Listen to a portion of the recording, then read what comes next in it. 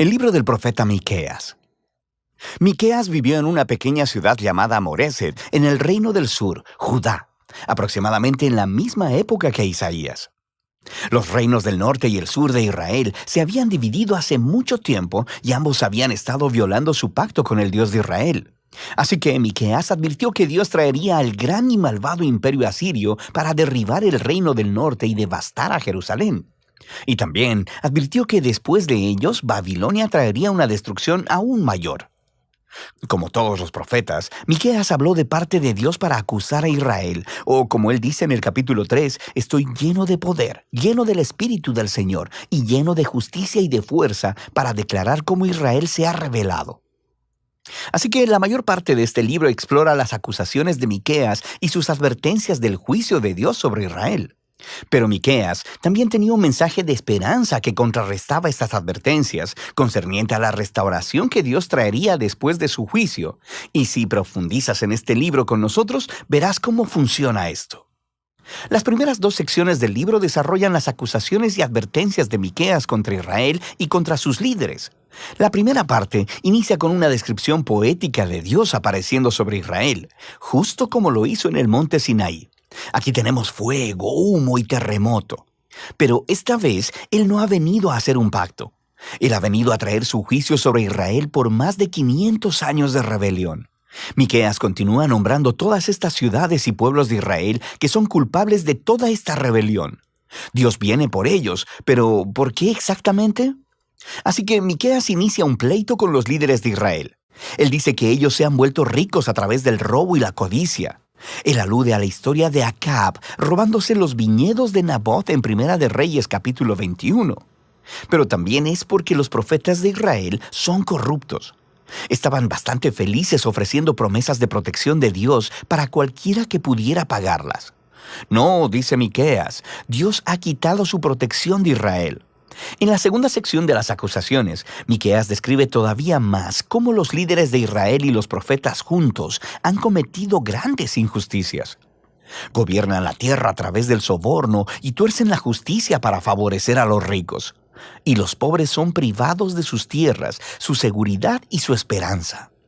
Y todo esto es una violación de las leyes de la Torá, la cual declaraba ilegal vender la tierra que le pertenecía a las familias, incluso si eran pobres.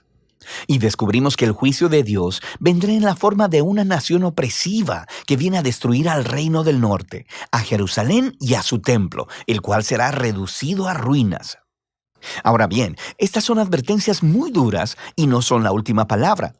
Cada una de estas advertencias concluye con una impactante promesa de esperanza. Primero tenemos un poema de cómo Dios es como un pastor que rescatará y reunirá su rebaño, que es el remanente de su pueblo. Y Él los traerá todos de vuelta a los buenos pastos y será su rey una vez más. La segunda sección de advertencia concluye con esta imagen del templo de Jerusalén en ruinas. Y Miqueas dice que esto no será permanente. Un día Dios exaltará su templo, lo llenará de su presencia y llenará la ciudad con el remanente de su pueblo. Así que el propósito de Dios es hacer de Israel el lugar en el que el cielo y la tierra se encuentran, para que todas las naciones fluyan a Jerusalén, donde Dios se convierte en el rey de todas las naciones, trayendo paz a la tierra. Estos dos poemas finales de esperanza son muy poderosos. Y la siguiente sección del libro, de hecho, los desarrolla todavía más en una serie de poemas hermosamente diseñados que tratan completamente acerca de la futura esperanza de Israel y de las naciones. Así que aprendemos que después del ataque de Asiria, Israel será conquistado y exiliado en Babilonia.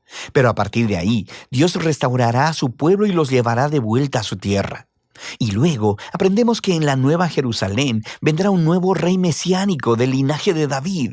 Nacerá en Belén y gobernará en Jerusalén sobre el pueblo de Dios restaurado.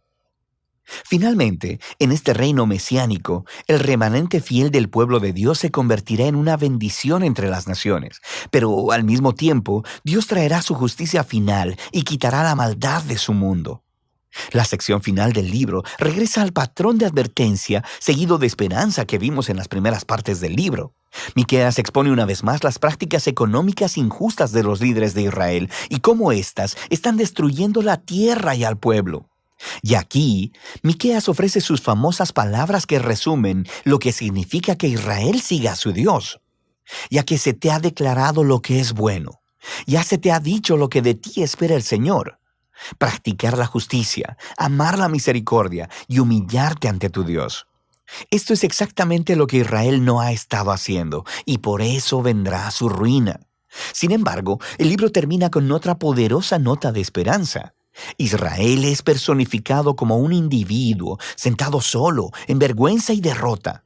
Es una clara imagen de la destrucción y el exilio de Israel. Y este individuo está esperando la misericordia de Dios y le ruega a Dios que le escuche y le perdone. Pero, ¿por qué? ¿Por qué Dios escucharía y perdonaría a su pueblo incrédulo y rebelde? Bueno, el poeta ofrece dos razones. Primero, por el carácter de Dios. ¿Qué Dios hay como tú que perdona la maldad y pasa por alto el delito? Él sabe que la misericordia de Dios es más poderosa que su ira o juicio. La segunda razón son las promesas de Dios. Él dice, muestra tu fidelidad a Jacob y tu lealtad a Abraham, como desde tiempos antiguos se lo juraste a nuestros antepasados. Estas son las últimas palabras del libro. Son una alusión a las promesas del pacto de Dios con Abraham y su familia, allá en Génesis, donde establece que todas las naciones encontrarían la bendición de Dios a través de la familia de Abraham. Pero para convertirse en una bendición para las naciones, Israel debe primero ser fiel a su Dios.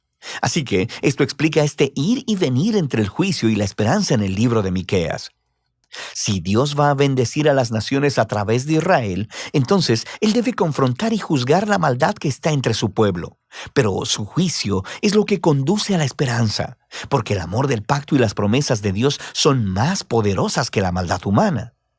Y su propósito final no es destruir, sino salvar y redimir. O como lo dicen las últimas líneas del libro, Dios se deleita en su amor de pacto. Así que, una vez más mostrará compasión.